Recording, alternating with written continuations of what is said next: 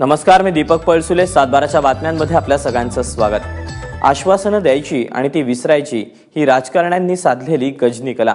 तिचा अनुभव आपण सतत घेत असतो. शेतकरी संपाच्या वेळी सरकारनं अनेक आश्वासनं केली. त्यातील एक म्हणजे दूध दरवाढीचं. लिटरला 27 रुपये दर देण्याची मागणी तत्वतः मान्य केली खरी, पण अजूनही शेतकऱ्यांच्या पदरी पडतेय ती निराशाच.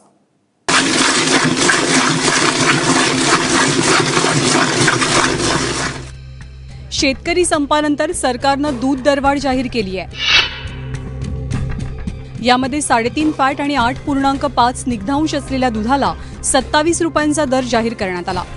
प्रत्यक्षात मात्र शेतकऱ्याला 24 रुपयांपेक्षाही कमी दर मिळतोय.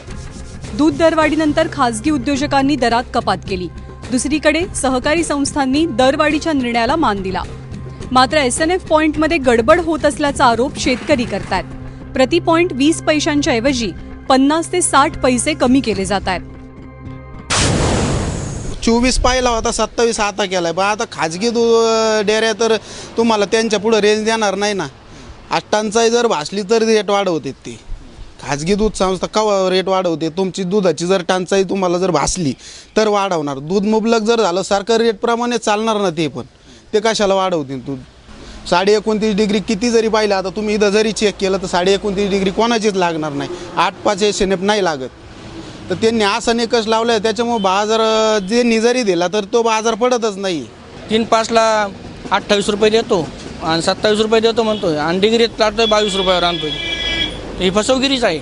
मध्यंतरी जे दलाल आहेत त्यांनी दूध ती खरेदी करून ते 40 रुपयांनी 50 रुपयांनी विकतात. तर हा मधला जो भ्रष्टाचार आहे हा नको आहे.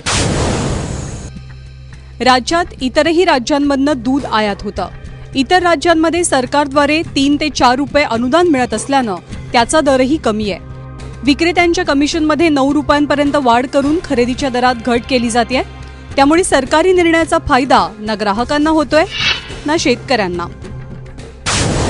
खाजगीवाल्यांचं म्हणणं असं आहे का आम्हाला 4 रुपये सबसिडी जर दिली किंवा सहकार्याला सबसिडी किंवा खाजगीला असं दुधा भाव काहीच करू नये, तेव्हा हे सरकारचे आपले भाव कायम पडतात. 4 महिने झाले का भाव पडला, मग त्या शेतकऱ्यांनी दूध धंदा करायचा का नाही करायचा?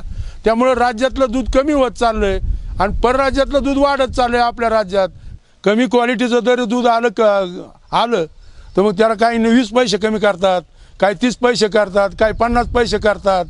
म्हणजे तुपाचा भाव 400 रुपये, पण शेतकऱ्याला 20 पैशांनी मिळतंय. गव्हर्नमेंटने 30 पैसे केलेले 2013 पासून अजून कुठल्याही प्लॅनवाल्यांनी लागू केलेले नाही. राज्यात साधारणपणे 250 खासगी ब्रँड आहेत, तर काही सहकारी संघ शेवटच्या घटका मोजतात. त्यामुळे सर्वसमावेशक धोरण राबवण्याची गरज आहे. राज्यात दुधाचा एकच ब्रँड विकसित करण्याची मागणी होतीये, पण या सगळ्या गोंधळात शेतकरी मात्र मागे पडतोय. जो 27 रुपये जो आहे तो बी सध्या कुठं नाही आहे. तर तो बी रेट आम्हाला कोणी 25 सांगतं, कोणी 24 सांगतं. त्याच्यामुळे ते काही पडतळ बसत नाही. त्याच्यामुळे शेतकऱ्यांना ते काही जमून राहिलेलं. त्यानंतर आम्हाला 27 रुपये थोडे दिवस भेटला, पण त्यानंतर प्रत्येक मटरला 50 पैसे 1 रुपया असा कपात होत आली त्याच्यामध्ये. तर तो आता 25च्या आसपास येऊन पडला. 25, 25.5, 26 या रेंजला येतो आहे. पण तो शेतकऱ्यांना काही परवडत नाही आहे. निस्ती जर फॅटा असेल तर त्यांनी 27 रुपये भाव पडतो आम्हाला. पण त्यांनी डिग्री त्यात घेतल्यामुळं त्याचे 22 रुपये भाव पडतो. 5-7 महिने दूध देतात गाया.